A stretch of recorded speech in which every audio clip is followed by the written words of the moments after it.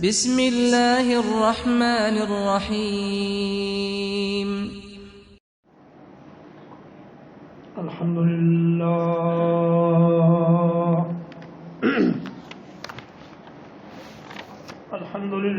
رب العالمین والصلاة والسلام علی سید الرسل وخاتم النبیین محمد وعلى آلہ وصحبہ اجمعین اما بعد فقال اللہ تبارک وتعالی فی کلامہ المجید اعوذ باللہ من الشیطان الرجیم لیجزی اللہ الصادقین بصدقہم، تاکہ اللہ تعالیٰ سچے لوگوں کو ان کے سچ کا بدلہ عطا فرمائے، وَيُعَذِّبَ الْمُنَافِقِينَ إِن شَاءَ أَوْ يَتُوبَ عَلَيْهِمْ، اور منافقوں کو اللہ عذاب دے اگر چاہے، اور اگر چاہے تو ان پر رجوع کر لے، انہیں توبہ کی توفیق دے دے۔ إِنَّ اللَّهَ كَانَ غَفُورًا رَحِيمًا، بے شک اللہ تعالیٰ بہت بخشنے والا بڑا مہربان ہے۔ وَرَدَّ اللَّهُ الَّذِينَ كَفَرُوا بِغَيْظِهِمْ لَمْ يَنَالُوا خَيْرًا، اور کافروں کے سغرے اپنے سینوں میں غیظ و غضب لیے ہوئے واپس ہو گئے، ناکام و نامراد لوٹ گئے۔ وَكَفَى اللَّهُ الْمُؤْمِنِينَ الْقِتَالَ، اور اللہ نے مومنوں کو قتال سے بھی بچا لیا۔ وَكَانَ اللَّهُ قَوِيًّا عَزِيزًا، اور اللہ تعالیٰ بڑی سخت طاقت والا اور غالب ہے۔ یہ سورۃ الاحزاب کی آیت نمبر 24 اور 25 ہے، جو آپ حضرات کے سامنے تلاوت کی گئی ہے۔ اس میں اللہ تبارک و تعالیٰ غزوہ خندق کے احوال پر تبصرہ فرما رہے ہیں۔ فرمایا کہ لیجزی اللہ الصادقین بصدقہم، اللہ تعالیٰ کا ایک قانون ہے، اللہ کو ہر چیز کا پتہ تو پہلے سے ہے کہ یہ آدمی فلاں وقت میں یہ نیک کام کرے گا، لیکن اللہ تعالیٰ اس نیک کام پر اجر اس وقت تک نہیں دیتا جب تک وہ آدمی وہ نیک کام کر نہ لے۔ ایک ہے اللہ کا علم، اللہ کو ہر چیز کے بارے میں علم ہے، پیشگی علم ہے، فلاں آدمی یہ گناہ کرے گا، فلاں آدمی یہ نیکی کرے گا، لیکن اللہ تعالیٰ اس وقت تک اس کے بارے میں کوئی فیصلہ نہیں کرتا جب تک کہ وہ اپنے عمل سے یہ بات ثابت نہ کر دے کہ وہ نیک ہے یا گناہ گار ہے۔ جیسے اللہ تعالیٰ نے فرمایا وَلَنَبْلُوَنَّكُمْ حَتَّى نَعْلَمَ الْمُجَاهِدِينَ مِنْكُمْ وَالصَّابِرِينَ، ہم تمہیں آزمائیں گے تاکہ ہم جان لیں کہ تم میں سے کون ہیں جو اصلی مجاہد ہیں اور کون ہیں جو صبر کرنے والے ہیں۔ اللہ نے جاننا کیا ہے؟ اللہ کو تو پہلے سے معلوم ہے کہ کون مجاہد ہے، کون صابر ہے، لیکن فرمایا ہم یہ چاہتے ہیں کہ دنیا میں تمہارا امتحان لے کر یہ بات ثابت کریں کہ واقعی تم مجاہد ہو۔ جب تم جہاد کرو گے تو اللہ کا علم تو موجود ہے، لیکن اجر اس پر اس وقت ملے گا جب تم یہ جہاد کر لو اور صبر کر لو۔ اور فرمایا وَيُعَذِّبَ الْمُنَافِقِينَ، اللہ تبارک و تعالی منافقوں کو عذاب دے گا انشاء، اگر چاہے گا۔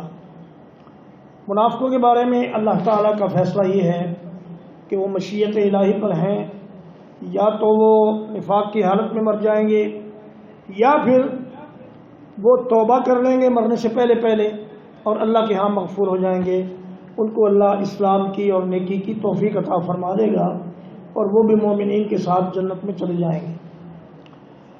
تو منافق جو ہے یہ سارے اعمال مظاہر تو کرتا ہے، نماز بھی پڑھتا ہے، رسول اللہ صلی اللہ علیہ وسلم کے ساتھ مل کر جہاد بھی کرتا ہے، روزے بھی رکھتا ہے، لیکن وہ منافق کیوں ہے؟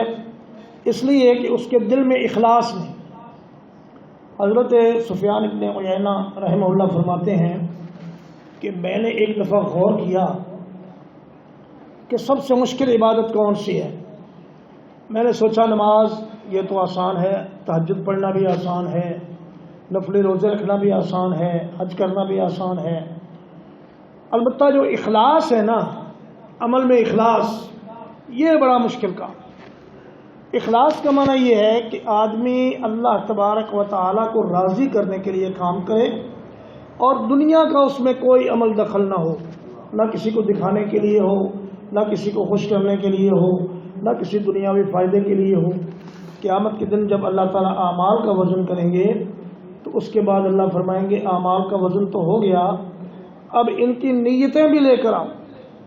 پھر آدمی کی نیت نکالی جائے گی کہ اس عمل کے پیچھے اس کی نیت کیا تھی. اگر اس کی نیت اللہ کو راضی کرنے کی ہوئی تو اس پر اجر ملے گا، اور اگر اللہ کو راضی کرنے کی نیت نہ ہوئی تو اجر نہیں ملے گا.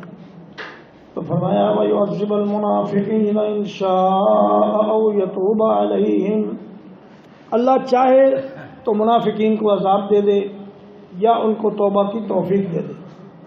وَرَدَّ اللَّهُ الَّذِينَ كَفَرُوا بِغَيْظِهِمْ لَمْ يَنَالُوا خَيْرًا، اللہ نے ایک ایسی ہوا بھیجی کہ اگر رسول اللہ صلی اللہ علیہ وسلم کو رحمت للعالمین بنا کر نہ بھیجا ہوتا تو یہ ہوا ان کافروں کے لیے قوم عاد سے بھی زیادہ سخت ثابت ہوتی، اور وہ ان کو اس طرح پٹک پٹک کر مارتی کہ ان میں سے کوئی بندہ زندہ نہ چھوڑتی.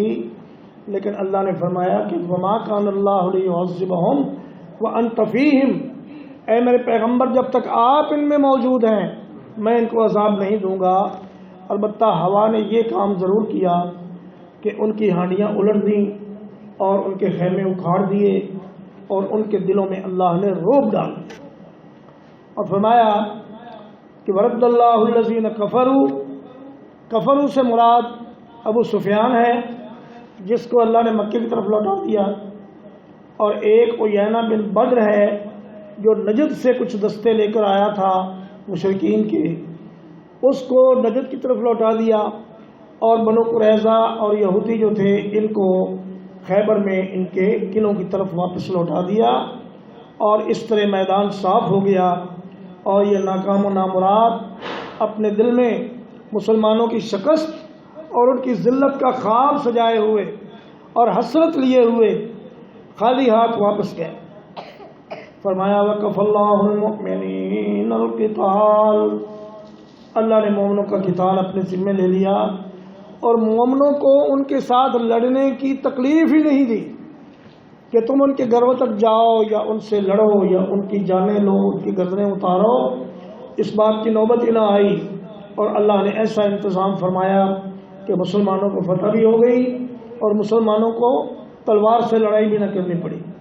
وَكَانَ اللَّهُ قَوِيًّا عَزِيزًا، فرمایا اللہ بہت بڑی طاقت کا مالک ہے اور اللہ تعالیٰ ہر چیز پر غالب ہے. کوئی اللہ پر غالب نہیں آ سکتا، اللہ کے حکم کو کوئی ٹال نہیں سکتا، اور اللہ کی مرضی کے بغیر ایک پتا بھی اس دنیا میں نہیں ہل سکتا. تو جب اللہ نے چاہا کہ کفار کو شکست ہو تو اللہ نے ایسے اسباب پیدا کر دیے کہ وہ ڈر کے اور خوف زدہ ہو کے بھاگ گئے اور میدان صاف ہو گیا. اور فرمایا وَكَفَى اللَّهُ الْمُؤْمِنِينَ کا قتال، مومنین القتال کا ایک معنی یہ بھی ہے کہ اب آئندہ یہ مشرک کبھی مدینے پر حملہ نہیں کر سکیں گے. آئندہ جب بھی حملہ کریں گے مسلمان کریں گے اور یہ اپنا دفاع کریں گے. ایسا ہی ہوا یہاں تک کہ اللہ کے رسول صلی اللہ علیہ وسلم نے مکہ فتح کر لیا سن 8 ہجری میں، اور اسلام کا مکمل غلبہ ہو گیا. اللہ سے دعا ہے کہ وہ ہمیں توفیق عمل عطا فرمائے اور ہمارے عمل میں اخلاص پیدا فرمائے. وآخر دعوانا الحمدللہ رب العالمین.